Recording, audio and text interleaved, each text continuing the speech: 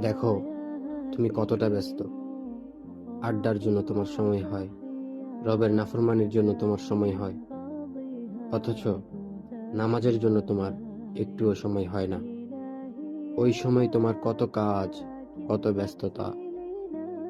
হায় আফসোস, মারা গেলে তুমি কি জবাব দিবে রবের কাছে?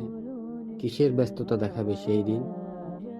ওহে আমার প্রিয় ভাই ও বোন, একটু উপলব্ধি করো, একটু চিন্তা করো, এই দুনিয়ায় আমরা কেন এসেছি, আমাদের কেন পাঠানো হয়েছে, এই সুন্দর পৃথিবীতে আমরা কেন এলাম?